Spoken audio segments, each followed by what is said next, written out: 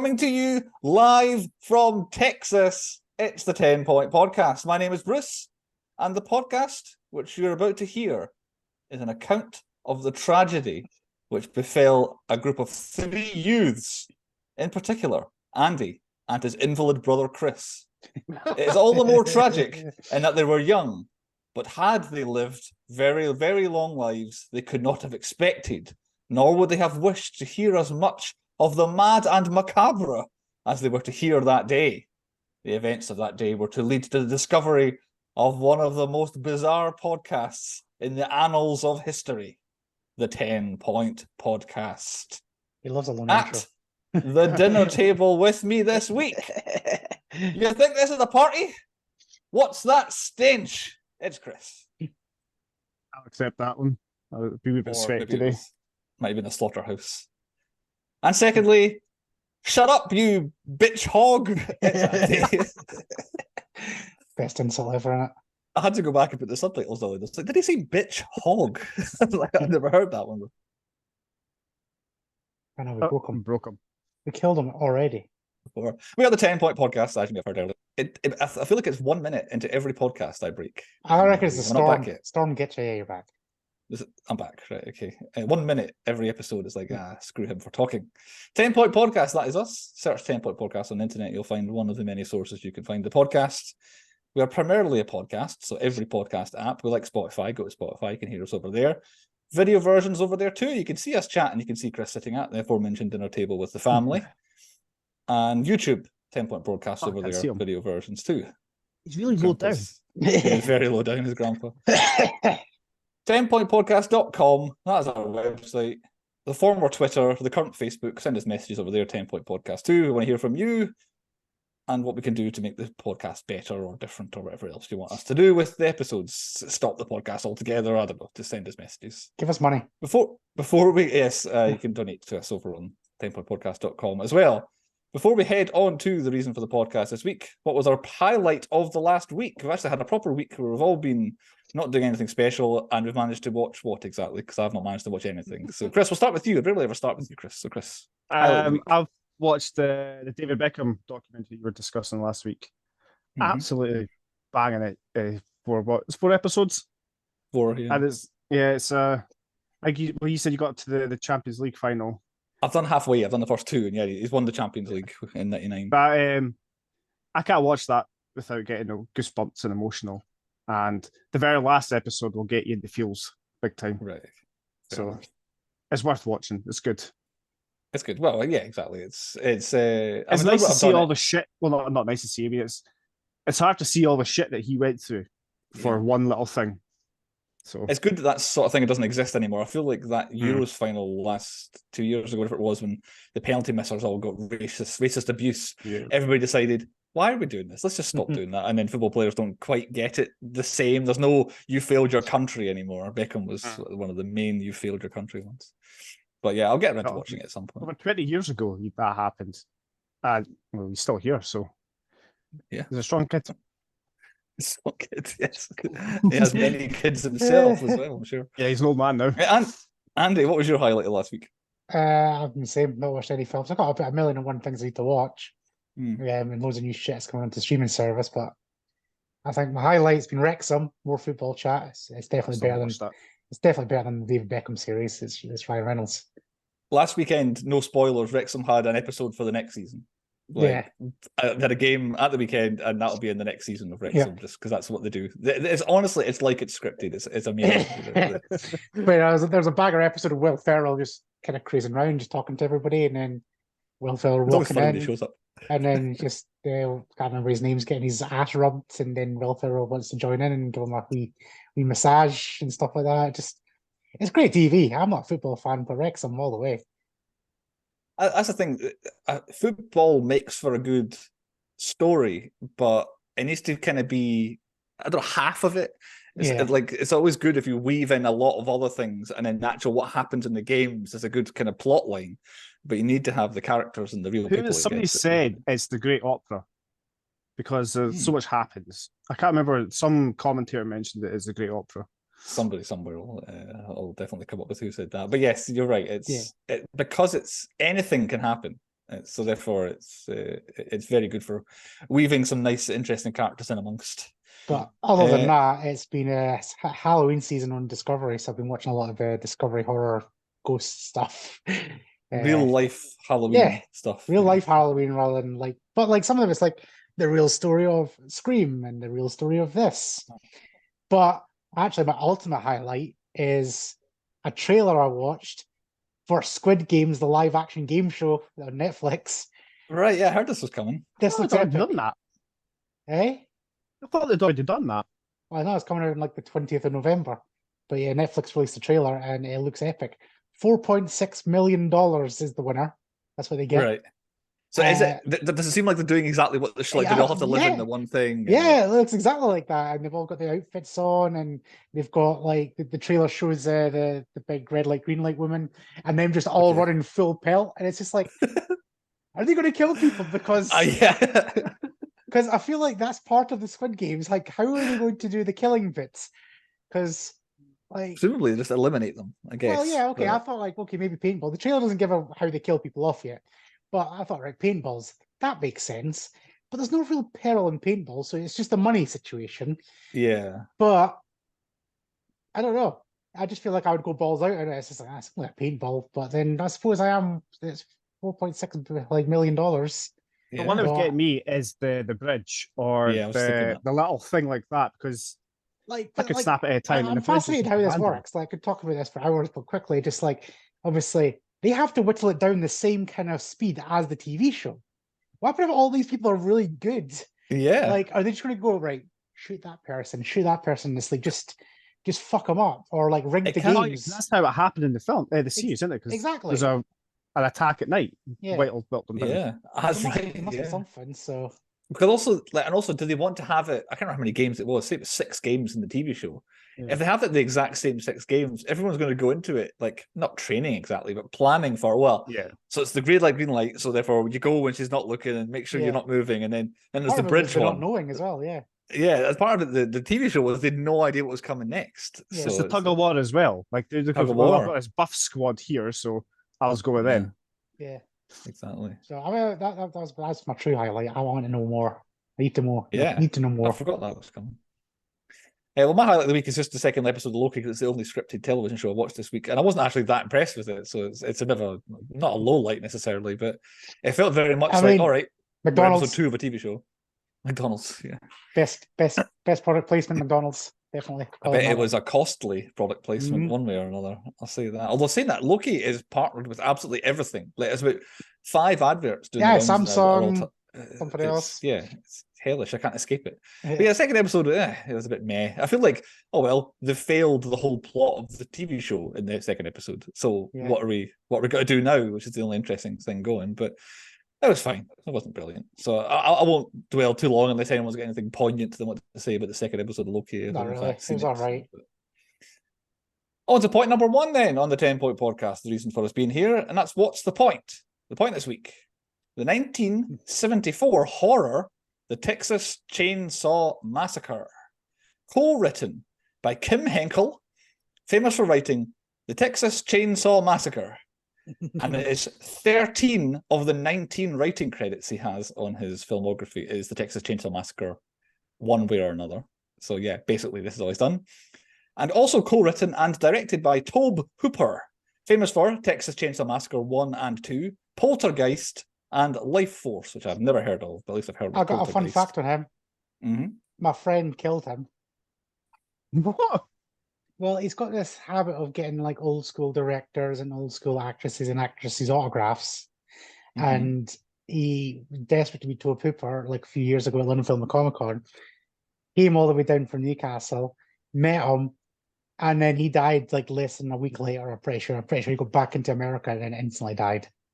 I think he's now at like 5 people he's killed off. Right, so, I don't know. Serial celebrity killer. Right. So if he's ever near me, like, I'd just keep him away from me. Yeah, stay away. So there are people behind the camera for the film. In front of the camera, I picked out the first 3 people who were in the cast list when it came up on screen, but I'll be honest, nobody's especially famous outside the Texas Chainsaw Massacre. As Sally, we've got Marilyn Burns. Texas Chainsaw Massacre was her big famous role. She was in Helter Skelter, and then a couple of other things, which that's the other person. She was only in Helter Skelter. She's literally been in something like single figure amount of things acting, and one of them was Return to Texas Chainsaw Massacre or something like that. Come up later on, but yeah, literally there's this one film, something called Helter Skelter, and then nothing else basically. As Jerry, Alan Danzinger.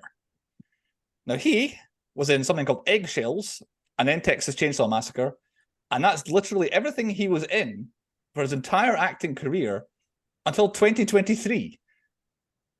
And then he's been in Cannibal Comedian and Storage Locker, both in 2023.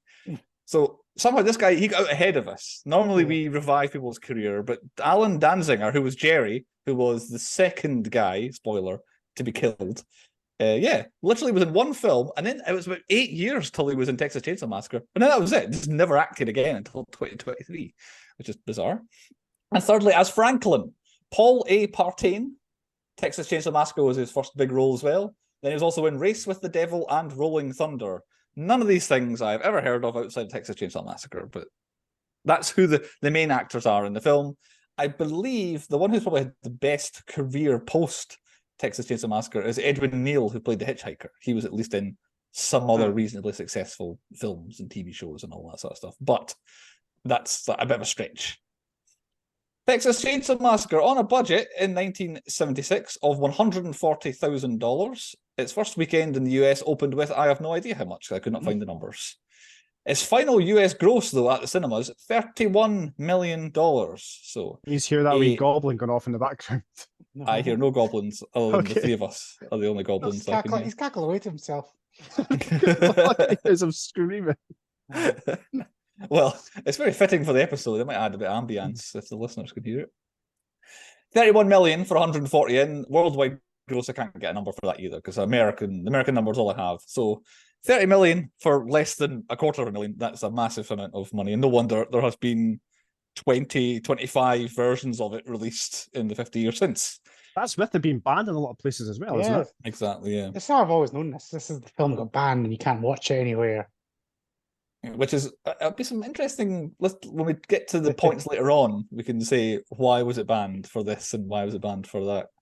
Released 11th of October 1974. We're not far away from the 49th anniversary of the film. That was in America. It came to the UK 21st of November 1976. Over 2 years later it came to the UK, I imagine, because of the aforementioned concerns about the film.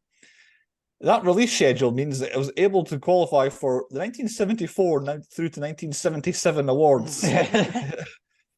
But it got nothing at any of the Oscars, nothing at any of the Razzies, which might not have existed yet, and the MTV Movie Awards, which definitely didn't exist yet, no nominees there.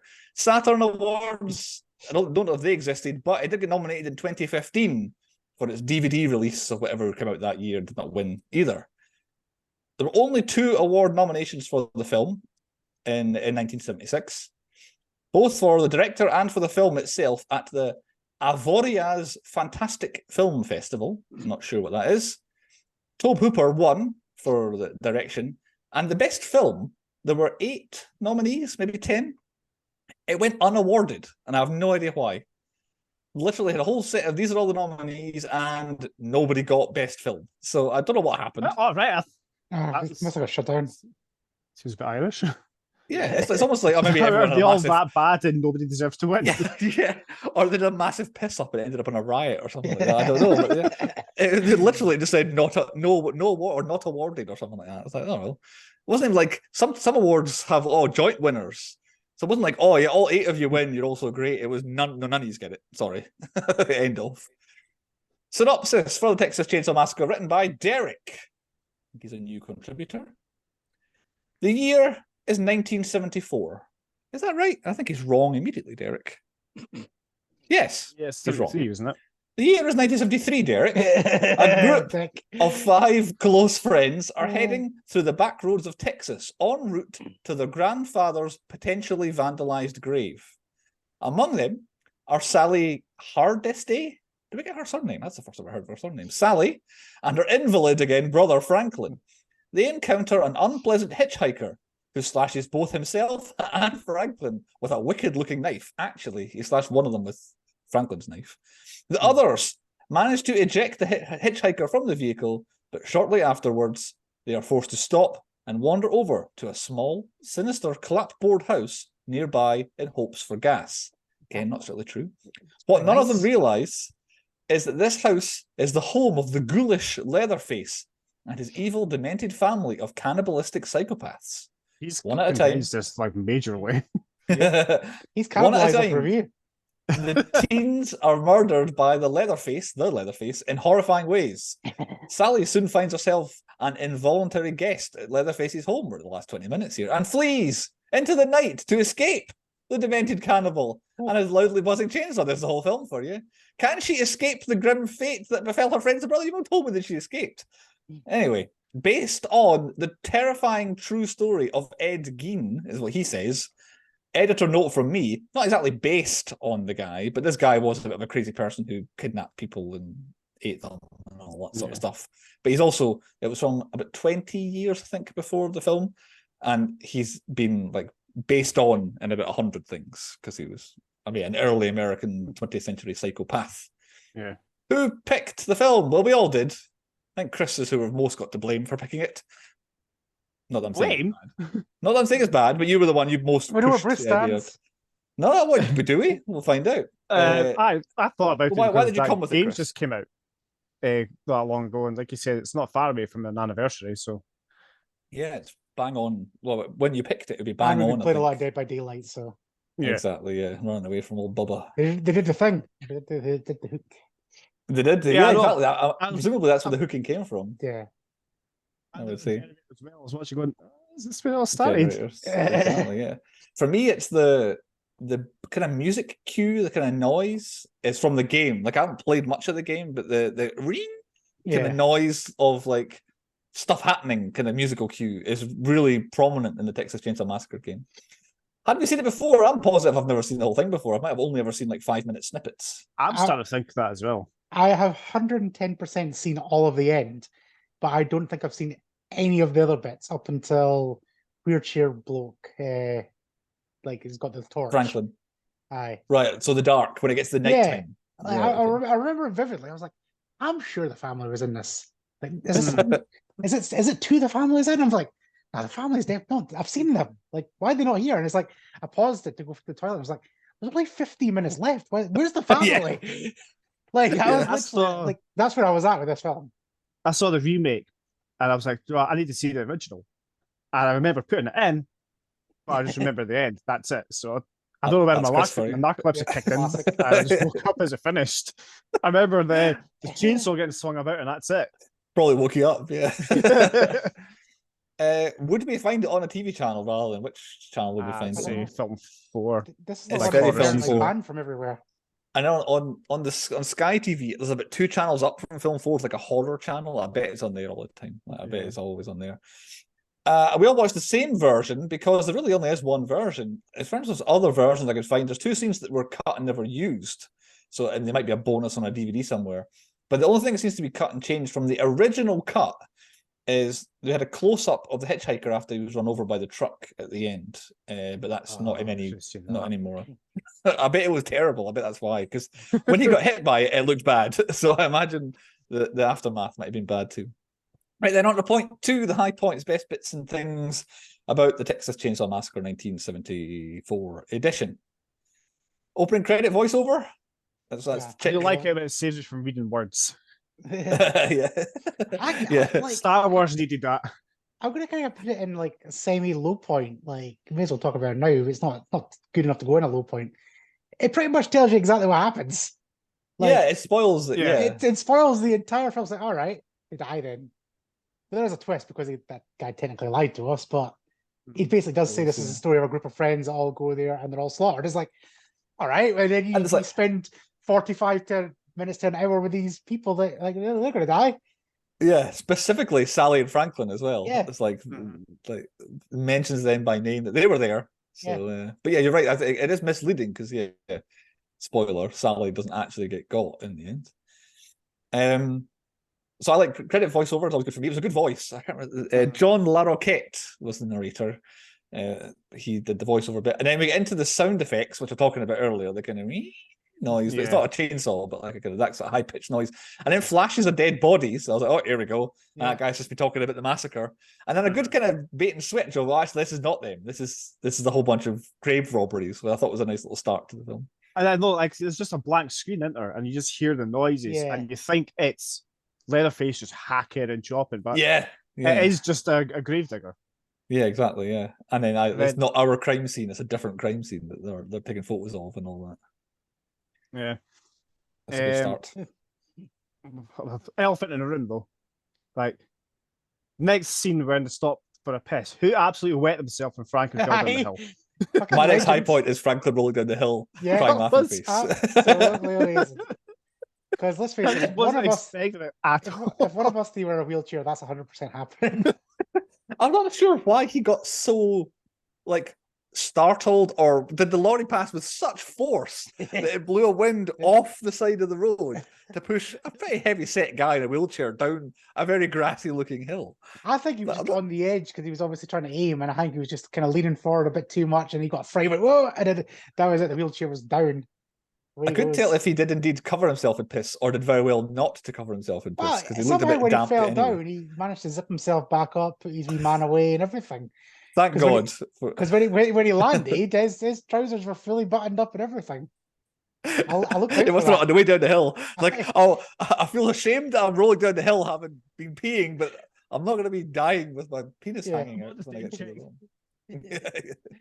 That was a great moment.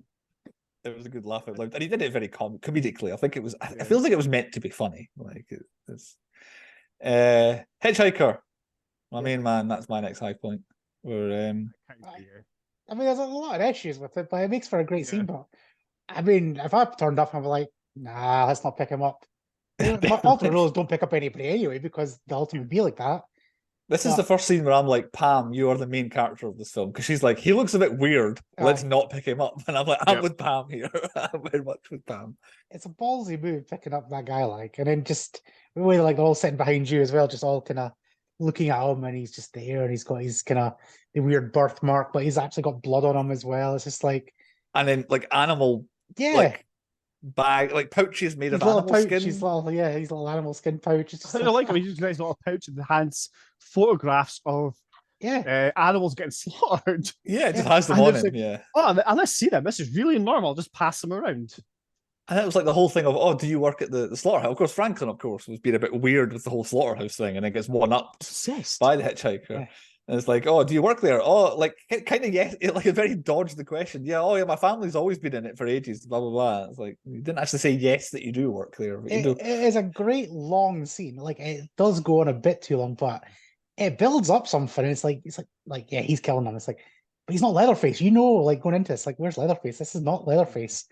And then, yeah, exactly. Yeah, it just kind of carries on. It's just like you're definitely somebody. Have it partially as a low point. It is really, really slow up until the hitchhiker gets in. Then it starts to get a bit more interesting. I normally slashing at people. Yeah, I normally hate like a slow burn, but like this one does build. Like unlike Jason, don't you say Jason like Friday the 13th? Friday the 13th.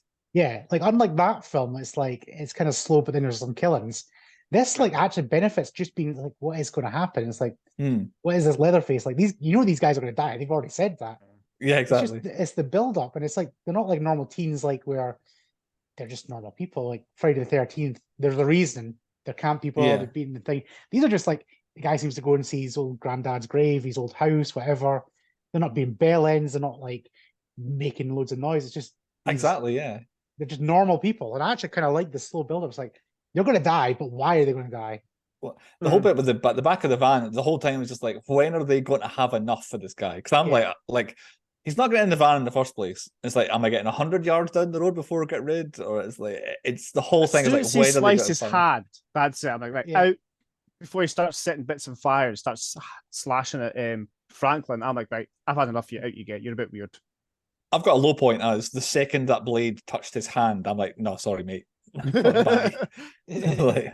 So I was a bit annoyed that they kept him in the car.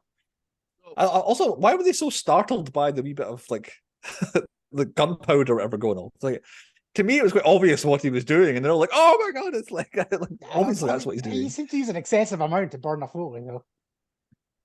It was definitely slighted by them not wanting to pay $5 or whatever it was for a picture. That's exactly how I would do it if I was back in his pouch, though. Yeah, he did. He this thing's on fire and just like put it away. He was considerate. If I was me, I'd just throw it in the car. But no, he cared. Caring for the environment.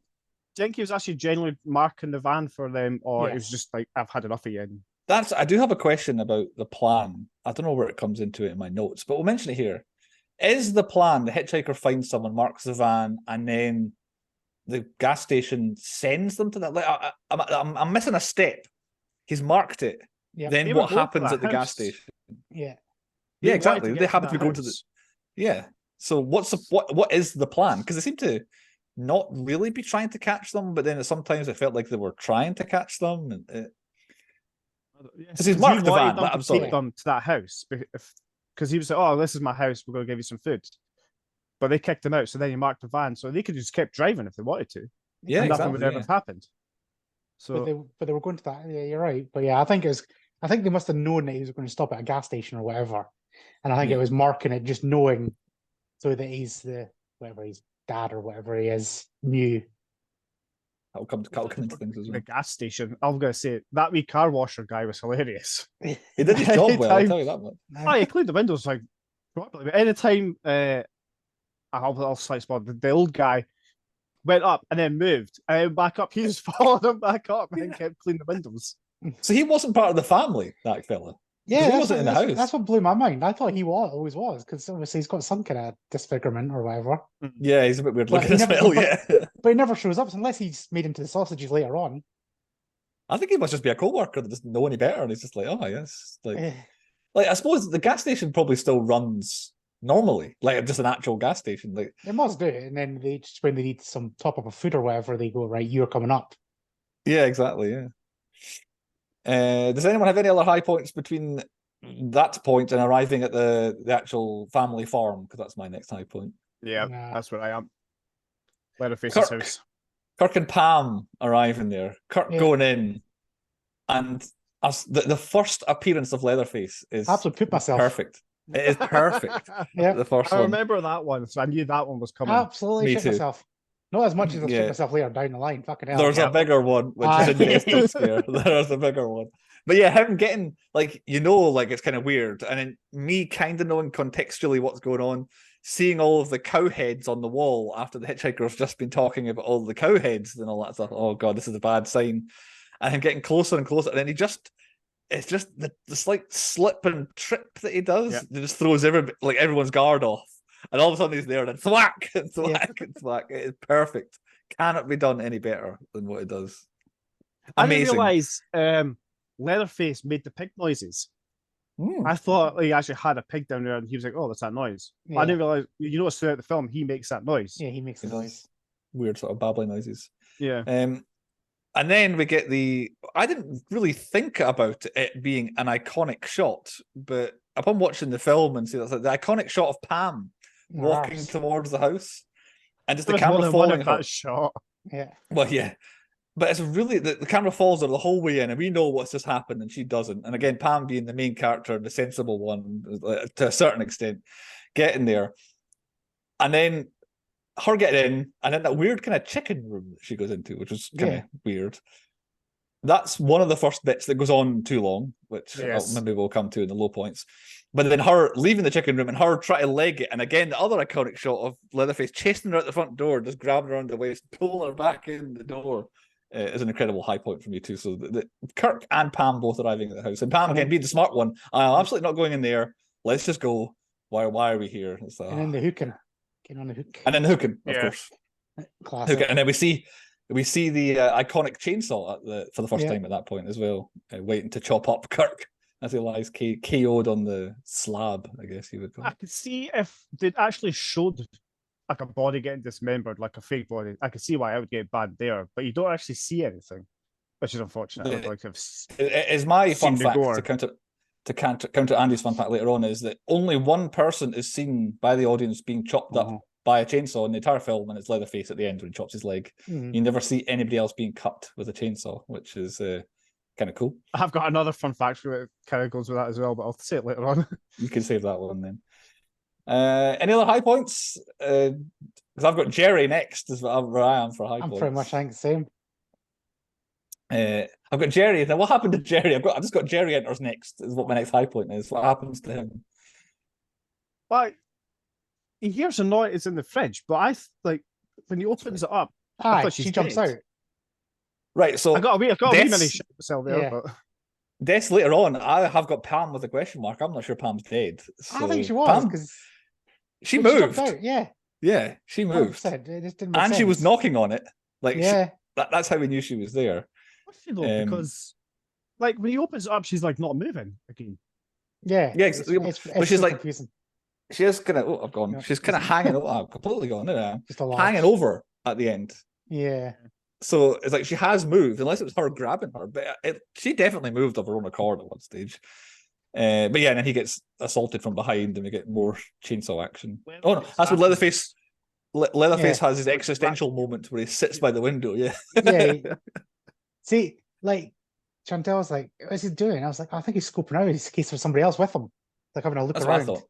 Yeah. Yeah. Chantel's like, "Oh no, he's looking for the other one." It's like, "No, he got him. He like whacked him. He's on the ground, but he's running around making sure nobody else is there because he's played this And then he game sits before they come in kind of twos." I They thought come the in other guy pairs, got yeah. away because he's looking at the ground looking for him. Then he runs back and he's gone. That's what Chantel thought, but he definitely knocked him out. He's looking for other people. He's looking just to check that nobody else was outside, because obviously, because he's so simple. The last time there was a guy there, and then a woman followed. So he's probably thinking, "Oh, there's a guy here. Is there going to be a woman following?"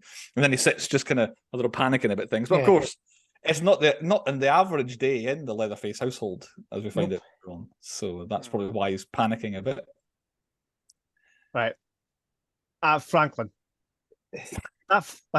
This is, I'm going to mix low points and high points here. That fucker needed killed because anytime he opened his mouth, it just boiled my piss. He was annoying. He was annoying. I'm going to paint you a wee picture of when I watched this because it genuinely scared the shit out of me. Like my narcolepsy was kicking in here. And you know when like you do that like that long blink? Because I missed him say, "Oh, I hear a noise. I hear a noise." And I woke. I kind of heard him say, "I hear a noise," and I woke up, and he just jumped. I started attacking, and I genuinely went, "Oh my god!" Yeah, It's got me. It's brilliantly done because we've watched the first pair go over to the house, and then we've watched Jerry, and he goes over to the house, and then it's like, oh, here's the last two of them. They're making their way over to the house, and we go, oh, it's lit up. There's a house over there. So you expect then that the expectation is they're also going to make it to the house. And then they see out of nowhere, just Leatherface in the dark. Chainsaw first right into the chest. It's so perfectly crafted again. Is the fact he managed to sneak up with them with no noise with a chainsaw, and then the chainsaw was like ready to go without the pull. That's my only. I would suggest maybe they couldn't hear it over the generator because that generator was tugging away. That was ridiculous. The whole time. Yeah, so maybe they could hear the generator when we couldn't hear the chainsaw. But that's the first time in a long time. I know I said about Jason jumping out at the end of Thingamay, but I generally had a fucking heart attack. I think I didn't know that was coming. I'm pretty sure this is where I had to stop it and go for a poop. That's when I was like, I'm sure this is the film with the family. I generally just paused after that. I was like, no, I've got to go. Like, it's close. I don't remember ever saying out loud, like, oh my god, I got me. The heart was racing, like properly. I could feel my chest going. I've got out of the fire and into the frying pan is my next high point, which is when she escapes Leatherface with jump out of the window number one. Definitely best exit. Yeah. And then runs to the gas station to the lovely friendly guy at the gas station, the nice chap from earlier on. And it turns I had no idea. Like I knew he was involved. Like obviously I knew that the guy at the gas station, he was part of the team here. But I did not expect him to drive away, get the truck. And I thought, oh, he's just going to get her in a truck and he'd be like, oh, yeah, I'll take you to somewhere to get a phone and just drive back to the house. I didn't expect him to walk out the van with a burlap sack and a rope, like give the game away. First mistake. Yeah. It's not the best plan in the world. Also with the little brush, the slaps. Yeah, the slap noise. Yeah. That's probably the worst sound effect. I don't know if we have that, but it's quite clearly not the noise. Because I watched the original first, I was expecting a police officer to be in it. I wasn't expecting a gas. Spoiler for the remake, folks. I was expecting the gas attendant to be in it. I thought he was kosher. An average guy. I would say normal, Yeah. but nothing normal about this part of the world. I don't think an average guy. So then we get the trip back to the house with Sally in the bag, and the old man, as he's called, he meets the hitchhiker on the road, and that scene ties everything together in the film. It's the hitchhiker is part of the team, the hitchhiker's part of the family, and he's the one that's done the grave robberies earlier on.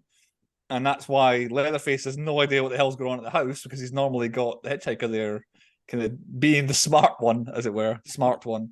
And that's a nice little, there's the whole point of everything that's happened in the film is there, and now Sally's stuck with every villain in the film so far. Perfect. Oh, yeah, dinner and meat. Yeah. And then dinner. And then we get dinner. So is dinner a high point for you guys? Because I haven't got it down as a high point, but it's certainly memorable. It's memorable. The high point. No, this this escape, the iconic scene of Leatherface just swinging the chainsaw, all that bit. She kind of gets away easy because she's pretty much window again. Two windows. Sensational window again. She knows what she's doing. But she outpaces Leatherface comfortably the whole film. Yeah. But then even Hitchhiker can't keep up with her, and she's away down the road, and then gets to the road. And I was like, here's this truck driver. He's going to save the day. And then they both get in the truck and then get back out again. I was like, why did they go back out? He wasn't getting through that. It was steel door. Fine. And then she bails on this helpful truck driver and finds another car. Can you get me out of here, since this clueless guy doesn't know how to save me? I thought that was it. I thought when she got in the truck, that was it. Me too. And just him swinging the chainsaw, but I didn't realize they got out, and then he nearly catches a guy who can barely run. Yeah. And then Sally in the back of the lorry, crying, covered head to toe in blood, and then basically laughing at the end. Like, I'm happy I got away, but I'm also, my whole friends and family have been massacred. Is a nice little ending. Was that truck actually stopping for her, or was it like turning because it saw what was happening and was trying to get the fuck out of there? Because it did not look like he was stopping. It looked like he stalled it, and she managed to get into it before he drove off. Yeah. But yeah, you're right. I did enjoy the last bit as well. It's kind of anticlimactic, because she just gets up, jumps out the window, and runs away, which is like there was no outsmarting the villain to get away. She just gets away. Question: old man, was he actually alive? Yeah. Aye. Yes. He was sucking on her finger. Yeah, I thought so. Like, and the guy said, he's the best killer around. I thought like he was like going to stick the thing and become like all powerful again. And that's because you were playing the game, you idiot. I haven't actually played that far. He didn't go ooh at any point either, which is what he does in the game the whole time. But I believe in his day, I think Grandpa would have been the best. What did he say? He killed 50 in an hour or something like that, or 50 in 2 minutes. That's something weird. I don't know what it was. Hold the hammer and just like drop it onto the back of her head. They tried to give them credit. I don't know if it in highs or lows. They really tried their hardest to give Grandpa like his day in the sun to murder someone at the end, but he wasn't having it. He just didn't have it anymore. Point 3, low points, worst bits and things about the film. My first one, which was they should have been the hitchhiker immediately. That's already gone. So who's got a low point? Mine's just dead armadillo. Oh yeah, well it's kind of on mine as well. It's the long lingering shots of random things. For me, it's not long lingering shots of random things. It's the long same things happening. Like for me, the big one, which is further on, Leatherface chases Sally for about 5 minutes too long. Like he just keeps chasing her through the woods, into the house. Okay, we're in the house now. Up, we find Grandpa, and we find there's the dead grandmother, I guess. She jumps out the window, chasing her. Then we're at the gas station. Oh, for God's sake! This made no sense. Why would he stop to chainsaw the door and then open it when he could just open it and you'd have caught her? I guess he chainsawed it to get it open. I think it must have been locked in some fashion inside. But my low point kind of carry on with that one is that chainsaw noise goes on a bit too much. It's hard to headphones. Yeah. So loud. This is like, oh my God. Tough listen. But on the armadillo, yes, I believe that's our second real dead animal in a row, but I don't think they killed the armadillo. They probably just found the armadillo, I would imagine. Unlike in Friday the 13th. Oh yeah, I forgot about that. My first low point. How did they find so much to laugh about when they get to the house that it pissed off Franklin? What were they like? What was the joke? Like, it was just like literally all we heard them say was, oh, this is the room I used to stay in when I was a little girl. And then for the next 5 minutes of the film, we see Franklin struggling with his wheelchair, and them all just rolling about, laughing, squealing, laughing. It's like, what's so funny? At one point. Yeah, they were laughing at like zebra wallpaper or something like that as well. Like, why are you squealing and laughing so hard about nothing? Like, no wonder Franklin's like, oh, I've had 6 hours of this in the van. Jesus, can you please shut up? Here, yeah.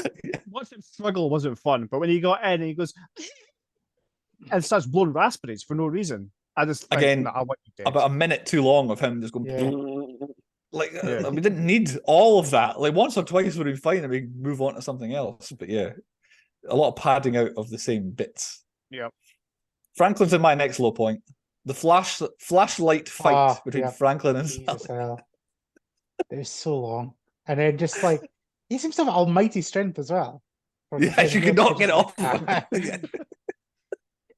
For the whole time to be like, yeah, I want to take the flashlight. Well, I want to take the flashlight. I want to go see where everybody is. Well, I want to come with you, but you can't come with me. Well, then you can't go then. I want to stay here. No, you can't. But you can. Okay, and then they both like, oh, we'll just go then. Like in the end, they just go. So the whole thing is pointless. They could have just been like, we have to go. Made no sense because she's tooting the horn, going, Jerry, and then Franklin toots the horn. Jerry, not Jerry. Franklin, don't do that. Be quiet. Yeah, yeah, exactly. And it's like the keys. They're taking the keys. They should have been, oh, well, we don't have the keys. We're gonna have to go find them. The lights on the car. Yeah. Well, they're on the keys. Oh, the lights were on though.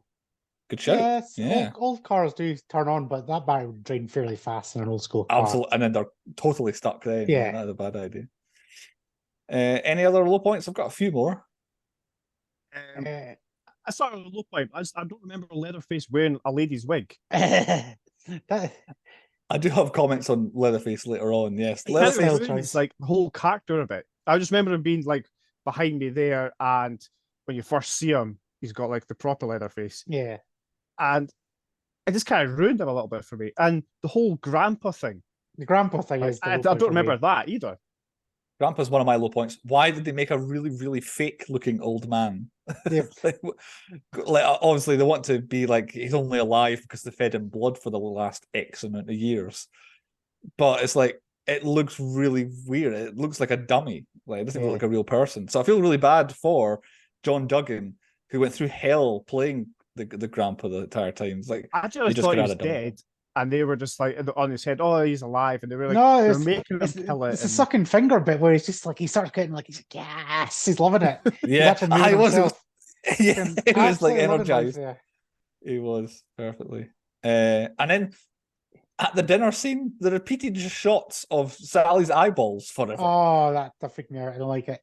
Yeah. It's like, but why? Like, we get it's a really fucked up situation she's in. Why are we getting non-stop looks at our eyeballs? Yeah. Like, it's just so like, that whole dinner scene just again ruined it for me. And also, just why were they feeding her as well? Fatten her up. I'm pretty sure they weren't going to wait around for the fat to kick in. I'm pretty sure they were going to eat her. Yeah, the whole point is that it was the one who is commonly known as the cook, but he's now he's the old man at this point, but becomes the cook because he's just a cook. He began to steal the film for me at the end, by the way, the cook did. Because he was the one that captured her. He doesn't do the killing. He doesn't want to do the killing. So because he caught her, it was a bit more of a like, well, I'm not going to be the one that kills her, and we're already having dinner, so she might as well stay for dinner, and then we can do the murdering, I guess, is what the plan was. Unless maybe that's what they're going to do with Pam as well, because she may or may not be dead in the freezer. Which kind of, I can sidetrack onto my last low point. Can we work out, or can you help me explain the family? Because so I think this granddad, dad, and the two kids, because there's an old lady that's dead upstairs as well. Yeah. The old lady. So I think Grandpa is definitely the grandpa because they call him Grandpa, and then that's the grandmother. So then because they don't feel like their father and two sons. Hitchhiker also, he has to be what in his 20s at a push. He's in his 30s, and then so that means like he's quite young. Leatherface must be around the same sort of age. So are they the cook's children? And then where is the mother? What was the mother? Why was the mother? Who was the mother?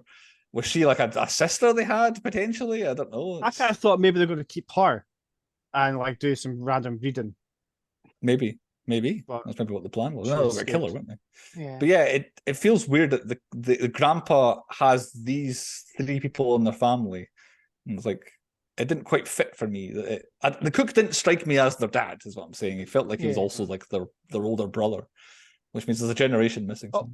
I thought that it just made no sense when he got out of the car and Van said, you're supposed to be watching your brother. Or Yeah, exactly. look what your brother's done to the car. You would have said, look what our brother's done. Yeah. Look what your brother's done to the door. Yeah, I suppose that does sound like, but yeah, your brother rather than just Our saying brother. Leatherface. Our brother, yeah, yeah. our brother. Any more low points? Also in the family, it's like it doesn't really know if they're cannibals or not. Like obviously we know they're cannibals, but like that barbecue looked alright to me. Like I didn't look at it and go, human beings, bastard. Franklin having that mystery meat in his Yes. mouth for about 5 minutes was really unsettling. Yeah. Like, I mean, you never trust a dodgy. Something you had. Yeah, don't trust a dodgy gas station food anyway. But to be fair, the barbecue and the smoker and that looked pretty reasonable. And then it's just when she has the realization, going, "Oh my god, they're going to eat me." He's part of it's like I thought you just look guys like normal a sausages. body part there because Yeah. they all look like sausages or like Yeah, bit of it actually pork or looked something. alright. But then like, and then they're eating all their food, and it's like they're cannibals. It's like, but are they? Just like Well, I barbecue guess food. they're probably eating Kirk at that point, aren't they? Because he Well, was yeah. the first one dead, so it's probably him that they've got on the plates. But then he's running But a reputable gas station. Like I said, other people, he's sure they've got snacks. I mean, he just has to fill his Coke machine up, but still. Yeah. Right, point 4. Stats.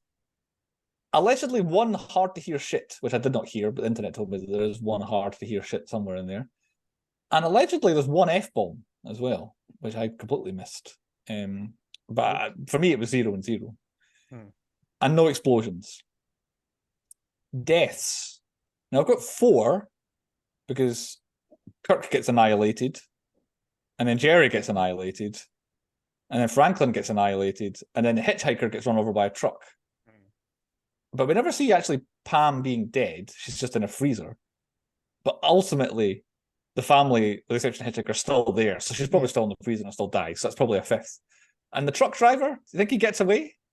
Because Leatherface is doing pirouettes next to his truck at the moment. So it's a long fucking walk back for him.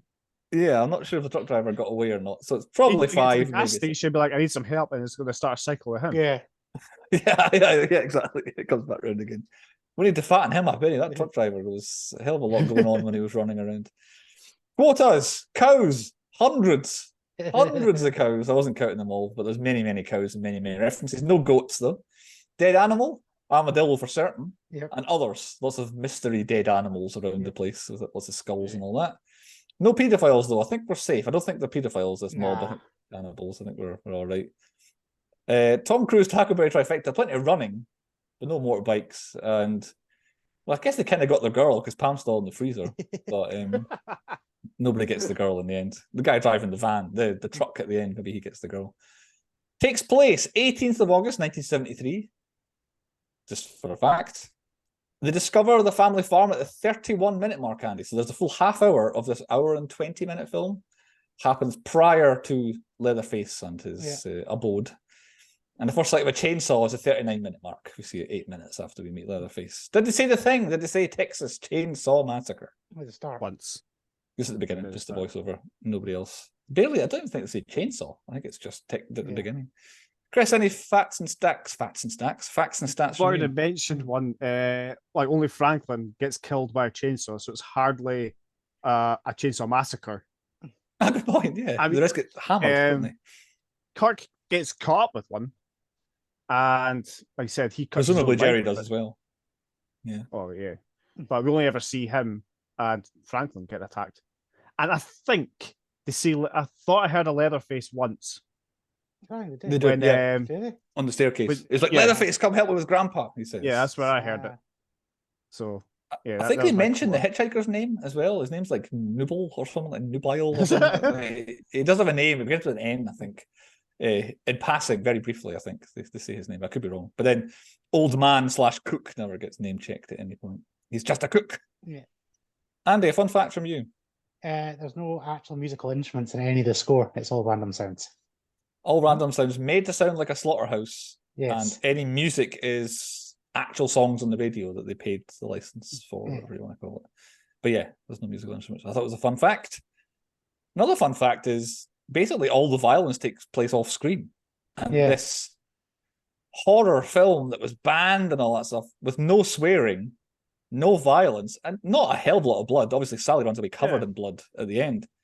It's just absolutely weird, and that's why people got scared by it, I think, because not really violent, sweary at all. Really, I think it's because there's too many places in America like this. Exactly. Yeah. That might be the problem. On to point 5, then, the 10-point podcast quiz. Andy is our quiz master. Andy, over to you. Right. Who's going first? Did I go first last week? I think it might be my turn, yeah. Okay. It's a nice, simple game. It's higher or lower, and you got to tell me if the massacres are higher or lower. Right, okay. So, it's not as morbid as it sounds, because I was going to do the fucking real-life massacres. I thought, better not. Perfect. Keep it nice. So, we'll start off with our friend Leatherface. Now, he has a kill count. Now, I went across a couple of websites here. Right. Okay. So, his total kill count for movies, any appearance, whatever, he is currently sitting at 31. Okay. 31. So he's got a kill count of 31. Every other person or thing or whatever I name is a combined throughout all the films. All their appearances. One question I did have to have, I meant to this before we got onto this, was does this film constitute a massacre? Well, not really, because they didn't really kill that many people. He gets there like basically later in the He kills 4. Is 4 a massacre? I don't know. That's the start of a massacre. Is it the beginning of a massacre? Sorry, carry on. But yeah, so anyway, so Leatherface, out of all of his appearances, he's at 31. So, Bruce, higher or lower? Freddy Krueger. 31. Freddy's in a ton of movies. Let's say he's got 5 in each one. Oh, definitely higher. Definitely higher. Right. You're going to go higher, and if you give me a number, if you get the number right, I'll give you a bonus point, so you can say it. Jesus. 45. Freddy Krueger is higher with 48. Oh, not bad. Not bad. I thought he was in the hundreds. Candyman. Ooh, Candyman. I think he's lower with 13. Lower with 13. He is lower, 15. Oh, fucking hell. Not bad. Bruce. Ghostface. And 15. Oh, well, higher. Higher than 15. And he's in that many films. 23. It is higher. It's 36. Oh, as many as that. He's well off for your ones. I thought he was in the hundreds again. Chris. Pinhead from Hellraiser. Oh, I don't know Hellraiser. I think he's... I forgot what number you said. I'm going to say lower with 17. Lower than 17? Nope. He was lower, but it was 35. 35. Only 2 lower. 49. 39. 37. 37. There was one kill in it. Oh, was it 1? Okay, 37. 36. Bruce. Hannibal. Who, sorry? Hannibal. Hannibal Lecter. Right. Right. No, I think he has a lot of off-screen ones. Do they count? I don't know. Do you know? No. I've got a number. You don't count. I don't You've know. got a number. I'll just go. I'll play safe and go lower than 30, whatever it was, and I will say 18. So Pinhead was 35. Hannibal was actually higher with 98. Right. So off-screen ones do count then, right? Chris, The Invisible Man. Lower. I'm going to say 21. It wasn't I don't know much about lower. him. It was higher with 123. Jeebus. The Invisible Man was a bit of a bell end. I haven't seen the Invisible Man at all. I mean, how do you catch him? Exactly. Bruce. Michael Myers. Oof. 123 for Invisible Man. Michael Myers, he's no way he does 10 a film. So lower. And let's go 85 for Mikey. It is actually higher. It is 159. He's got an epic kill count. He's got a lot of films as well, though. So he does have a lot of films, but that's got to be not far off 10 a film. Very much. Chris. The Creep from Jeepers Creepers. Lower. 12. It is lower, but it's not 12, it was 20. 20. Bruce. Jaws. From Jaws. The shark. Jaws. The shark. Right. You said 20 was The Creep was 20, yes. The Creep. Right, higher. And 50. It is higher. It's lower. There's only one shark. It is First higher. shark dies. No, it's higher. No, because Jaws is these appearances. Yeah, it's not the Not same films. shark. But yeah, it's 21. Oh. He was one more than the Creep. Oh. Chris. Chucky. Shit, these are loads of films. Higher. But does he kill? I'm going to say 47. Unbelievably, Chris got that bang on. Oh my god. Yeah. That should be an automatic win. He actually nailed it. 47. 47 for Chucky. My god. Bruce, the Final Destination entity. Right, okay, yes. There's just about 10 a film. Man, there's 5 films. We've got 10. So let's say lower. Let's follow a trend and go 46. It is lower, but it was 30. I wasn't going to guess 30. Chris, a couple more. The Leprechaun from The Leprechaun. The Leprechaun. I've never seen this, so lower, and I'll say 26. It's higher, and it was 50. No. I haven't seen Right. any of the Leprechauns. Bruce, you're getting a technicality one, but Oh. there'll be some arguments. Jigsaw from Oh Saw my franchise. god. Can you give me the Leprechaun's number again? He was wasn't paying 50. attention. 50 dead, right. 50 dead. Jigsaw. Right. I'll give you the benefit of doubt and say it's all the films. Some of them are that, some of them are that. So, how many films are there? 12? Higher. 64. It is higher. It was 76. Oh. And Chris, I don't know if it needs a tie one. It's a tie at the moment. We're 5 and 5. Right. So 76, Chris. Jason Voorhees. At some point.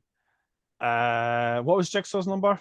He was 76. But does Jason Voorhees kill a lot of people in his films? He's been in a lot, but does he kill? I'm going to say lower, 75. You're going lower, 75. It was higher. It was 170. 70, my god. He doesn't kill any in the first film. Exactly. So is it a tie? It's a tie, it's 5-5, Right. yeah. Okay. Tiebreaker question. Oh, okay. So to the nearest 1,000, we'll go with. Since it's kind of current, Ahsoka, there's a robot called Chopper. Uh-huh. What is Chopper's kill count? Kill count? The nearest 1,000. My god. Right, I'll go first, because I've been going first. Yeah. So I'll go first and give Chris the higher or lower option. Right, let's say Chopper. Kill count. Yeah. Right. I'll still give Chris. I'm going to go 1,000. You're going to go for 1,000. Well, again, I was always sure this. I was thinking about 7, so I'm going to drop it to 5,512. You're going 5,512. It was 50,006. What? Closer. I thought maybe a bit of a trick question here. No, Chopper has one of the biggest kill counts, other than Sabine Wren, who is actually 600 more. They're prolific killers, and they're basically killed more people in the Star Wars universe than anybody else. How has Chopper killed so many? Did he blow up some planets? He blows up a lot of super Star Destroyers and ships and stuff like that. Okay. And somebody's calculated what he actually did. But yeah, he's killed more people than all of Darth Vader, all the Sith. And so is Sabine Wren. But yeah, Chris wins the mass murderer. Chris should have won it on the getting one of them nailed on. He did. Absolutely nailed that one. That's funny. Unbelievable. Well done, Chris. Point 6 on the podcast, Movies Within Movies. Chris, the 10-point podcast universe. Next question. Nobody. Yes. Have you recast the three of us into roles in the film, Chris? I did. Andy is 100% the crazy gas station guy because he loves a barbecue. Right, okay. I put myself as Kirk because I'm clumsy enough to trip up and get myself killed. Right, yeah. My head's bashed in. I struggled with you. I thought maybe you'd be Jerry. I don't see you as a crazy hitchhiker. I'm not. Yeah. I also, what does Jerry have about him? Jerry just exists in this film. And he gets hammered. He was the driver who yeah, that's right. went into the house and got annihilated.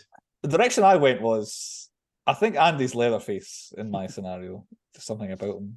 And Chris, you're the hitchhiker. I don't know why. And crazy. I did feel an affinity for the cook. I liked him, but I'd happily take Grandpa. So if you want me to make Grandpa in your one, Chris. Yeah. I kind of thought about the crazy guy at the start because, like you said, you've seen a lot of movies. He's like a wee prophet again. Yeah, the prophet. Yeah, don't go anywhere. But yeah, it's a tough one. Either we're the family or we're the.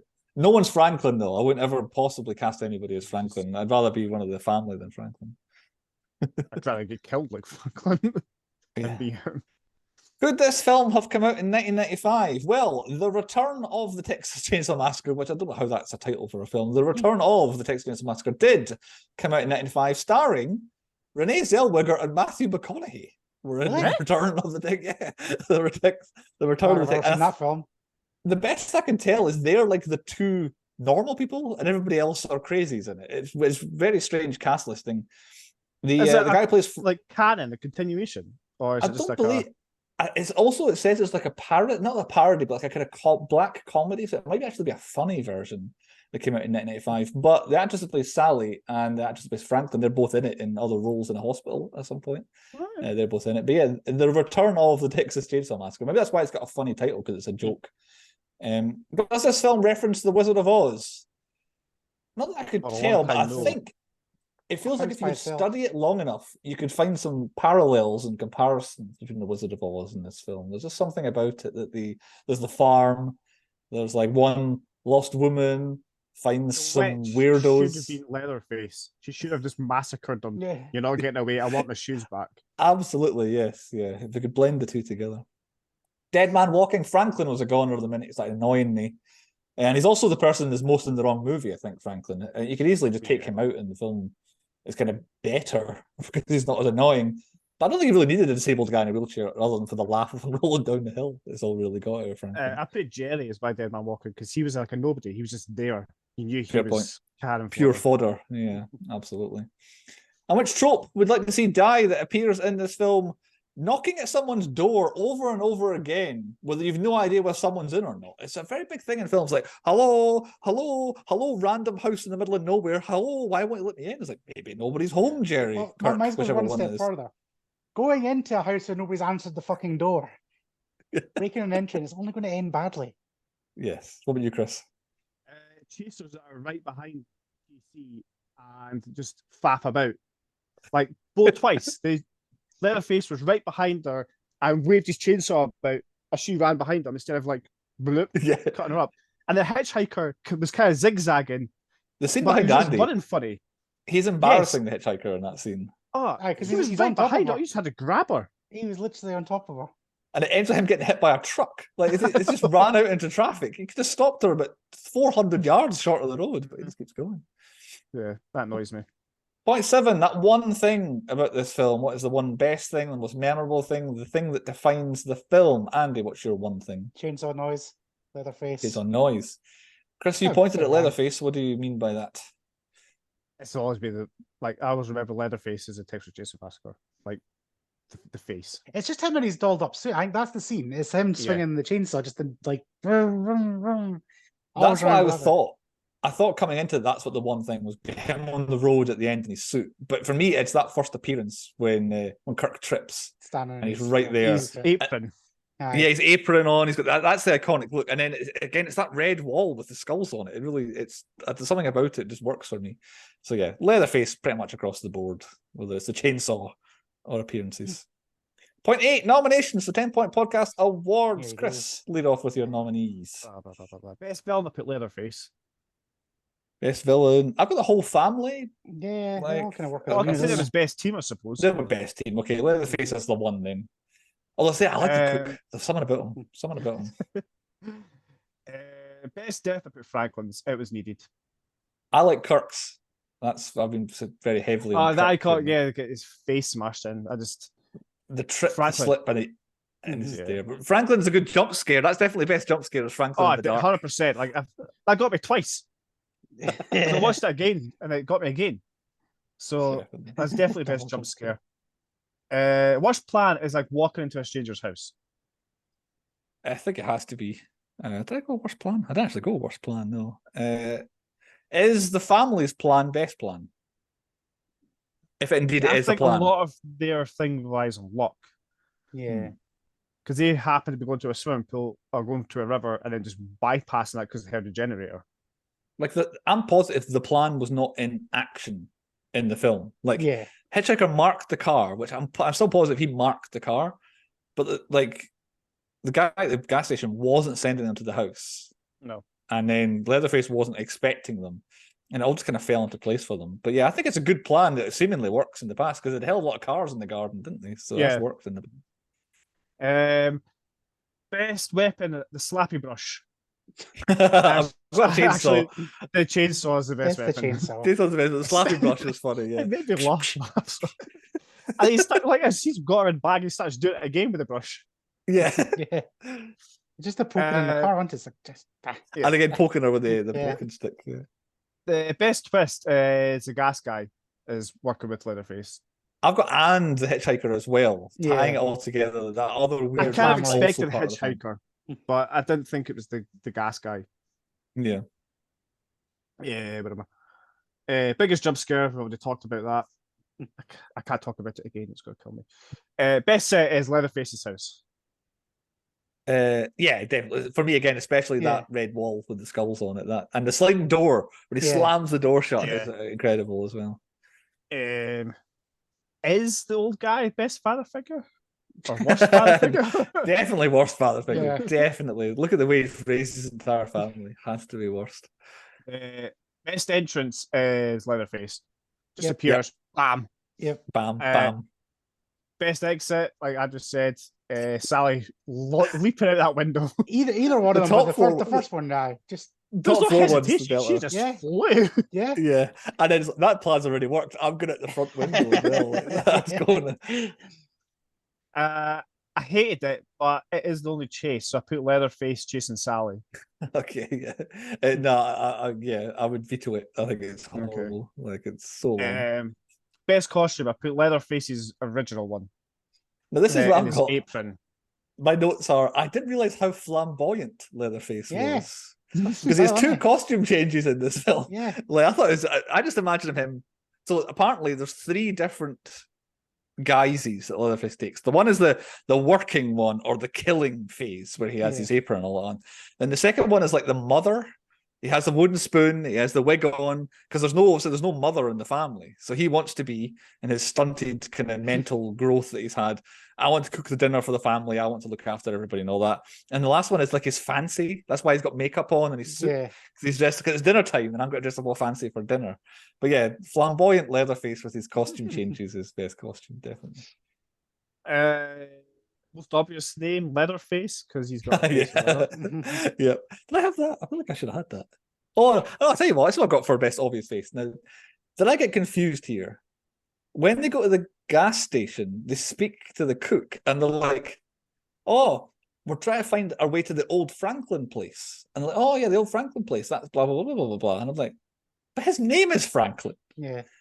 And it's not their surname because his sister is Sally. And she's not Sally Franklin, she's something else. So it's the most obvious name that whatever family he's part of called him Franklin because it was the surname of another part of their family. Like, it just baffled me. It's like the old Franklin place, but you're Franklin. Unless I completely got my lines crossed, because Leatherface is very obvious as well. Yeah. But I'm positive. Like, obviously, their parents are married to somebody else and their grandparents were Franklin. I said, oh, well, name you after your grandparents. Exactly, yeah. So then it's like, well, for the storyline of the film, why did it have to also be the old Franklin place? Again, unless I got confused there. But yeah, Leatherface probably wins. Franklin, I know he's not a kid, but he annoyed the tits off me. And I put him as biggest bell end, Franklin. Yeah, he's a biggest bell Ah, end. that'll do. Yeah, I forgot about that one. Yeah. Biggest bell end. I think that's me. That you? Best badass. It's Sally. Not because she escaped, Oh, fuck because she jumped headfirst out 2 windows in this film. Yeah, That's I can be badass. that. That is superhero. That is leading action hero behavior. Best character name, I've gone for Leatherface as well. It's kind of epic. We've done best death, haven't we? Best inanimate object? I don't know if there is a best inanimate object. I was thinking one of the seats. Maybe. Oh, the hands. There's a lot of like, yeah. Yeah. The hand seats. Yeah, maybe that. Done the jump scare. Best line. I don't often do best line, but I just rolled a bit laughing. Look what your brother did to the door when they get home. Because I spent the entire previous scene, like, why is he cutting up his own front door? Surely he could just get in a different door. But then, of course, it is Leatherface. He doesn't think best way around. I do have a product placement, Andy. I'll come back to you for it. I don't think I've got too many more. Best stunt, jumping out the windows. Oh, yeah. So. Probably. Best pair, I'm going to say Pam's behind you. Yeah. Okay. That could be best costume, Pam. I actually like that. Our outfit's really cool, I think. I think that could be an iconic outfit that I was unaware of. Michael Pena, the hitchhiker describing the head cheese cooking of a cow's head. That's my Michael Pena nominee. I think that's what he said, it was head cheese. And I think that's it. Andy, best product placement. I've got a couple. So the one that just missed out was golf, as in the petrol station. It really hovered on that side. That just but ultimately it's going to be Coca-Cola again, because they fannied around with that Coke machine for way too long, and they had a can of Coke in the front of the car as well. Exactly, yeah. Definitely Coca-Cola. Or closely followed by Ford, because they were in a Ford van. Oh, really? Oh, I missed that. So that wasn't that good. That wasn't that good product placement then. Point 9. Moral of the story. Chris, what's your moral of the story? Never pick up hitchhikers. Exactly my words. Andy, what's your moral of the story? That's the same. Yeah, it's the moral of the story. Never pick up a hitchhiker. Point 10. The 10-point rating. We rate the film out of 10. I've just got it alphabetical for no reason at all. So Andy, we'll lead off with you. I kind of came to the realization I don't like old horror films. It's not shit. I think it's slightly better than Friday the 13th. I enjoyed it a bit more, but ultimately it's pretty dire, so I only guess a 3. A 3 from Andy. I've got, it has its charm, is what I've got, which I really enjoyed watching it, which is like I said, it's long and I enjoyed bits of it. It just didn't go anywhere. They did milk. It's an hour and 21, 3 or something like that. About 15 of it is just extra long scenes. It is nearly 50 years old, which is mad to think this film's 50 years ago. I would say it's held up better than most horror films and definitely. films. The suspense building that Andy said was amazing. I've given it a 6 purely for how much I enjoyed actually watching it and seeing all the pieces come together. Probably on frequent viewings. It's sort of one, if I turned it on and, like Andy says, or whoever it was, it's dark and Franklin's at the flashlight, I might start watching then. If I see, it's the early guys popping it, anything at the house, the farmhouse, I'll watch it. Other than that, I wouldn't bother. So a 6 purely on enjoyment factor. It's a good, well enough crafted and all that. The ending's a bit meh as well. Chris, what's your score? Yeah, I guess a 4 for me. Like there's a couple of bits that I proper shit myself at, and I like that. But it's the ludicrousness of like when they get captured in like the house and the family are arguing. It's Granddad that really brings it down for me, just in trying to get the kill and stuff. It's just, it turns into a comedy. It's not horror. It's not scary. Needed more Cook singers. He was the best. And like the inability to chase people. Like he cuts a tree for ages instead of chasing her. Like it just got a bit crazy at some point. The attention span of a goldfish. Crazy. Yeah. Officially a 4 out of 10, so Chris has it accurately rated, I would say. 4 out of 10, that's probably right. Maybe just below average. Now, 50 years on, lots of different versions better. That was the pick of destiny, where the three of us come up with a film that suits. We've done this, we've done the pick of destiny, and we did Saw. Are they the 3? I think there's only the 3 we've done. I think so, So anything that links them together, it's always tough when we do spooky season where we have a whole bunch of horror films back to back to back. Destiny ruins it a bit because it's not horror. Plans, I guess. Maybe breaking in, diving. No, because breaking out. They don't. Escaping. Escaping. Escaping. Yeah, escaping. Maybe because they escape the The Rock and Roll museum. History Museum. Yeah. They escape the devil? Does that count? Yeah. Oh, JB escapes his family. Yeah. It's definitely escaping. It's always about getting it. Escapists. Yeah, there we go. We'll find it next time on the Pick of Destiny, which will roll around in 4 weeks' time. But next time on our literal Halloween episode, I think podcast will go live on Halloween. Chris has the selection. Chris, what's next for us? And probably our last spooky season film. I reckon I know what this is. Have a guess. No, because then you'll pick it. No, I've got it locked down. Like, I've got a lot of pressure because the films that we've had for Halloween have not done particularly well. So they've not delivered necessarily. No, they've not delivered. So I'm locked in. Right, okay. I was thinking Chris was going to pick Chucky. Do you know what? After that quiz, I generally thought we'd change my mind to Chucky. Fitting, yeah. All right, because I thought it was Chucky because I was like, we've not really mentioned it, but then I've incepted you a couple of times. I was thinking he's going to pick Chucky. I've noticed that. I've noticed you mentioned Chucky a couple of times. But after my prediction is Chris will pick a film that I've not seen. That's my prediction. That Chris, whatever Chris comes out with, his film I've not seen. Right, okay. That makes it more likely I've seen it.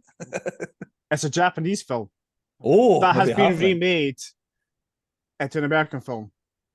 Okay. Because I wanted to see Andy's face drop at the mention of a Japanese film. Well, he's going for Ring, isn't he, or The Grudge? I am. Ringu. Yeah. I've never seen The Ring.